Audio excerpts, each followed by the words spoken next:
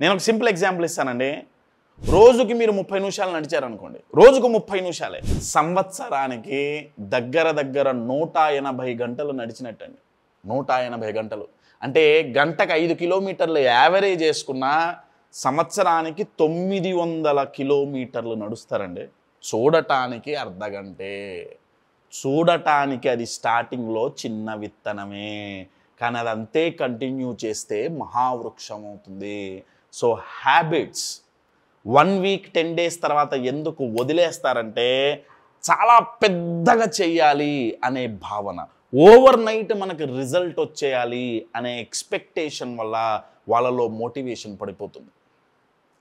Second ఇబ్బంది ఎక్కడ కలుగుతుందంటే, తెలుగులో దీనికి చాలా మంచి పదాలు ఉన్నాయి, 2 పదాలు. ఒకదాని పేరు అతివృష్టి, ఇంకొక దాని పేరు కరెక్ట్ అనావృష్టి. అంటే వీళ్ళు ఏం చేస్తారంటే ఫుల్ మోటివేట్ అయిపోతారు, రేపటి నుంచి ఈ అలవాటు, ఈ హ్యాబిట్ స్టార్ట్ చేయాల్సిందే, ఒక జిమ్కి వెళ్ళటం కానివ్వండి, ఏదైనా కానివ్వండి స్టార్ట్ చేయాల్సిందే. ఫుల్ మోటివేట్ అయిపోయారు, దానికి తగ్గ పుస్తకాలు చదివారు, వీడియోలు చూశారు, ఇంట్లో ఆ బొమ్మలు అతికించుకుంటారు, దానికి రిలేటెడ్ ఏ హ్యాబిట్ అయితే చేయాలనుకుంటారో, లేకపోతే ఫోన్లో వాల్పేపర్స్ అన్నీ అవే ఉంటాయి, ల్యాప్టాప్లో కొటేషన్స్ అన్నీ అవే ఉంటాయి, మొదలు పెడతారు. కానీ ఇబ్బంది ఎక్కడొస్తుందంటే సంవత్సరంలో వచ్చే రిజల్ట్ని 1 మంత్లో తేవటానికి ప్రయత్నిస్తారు.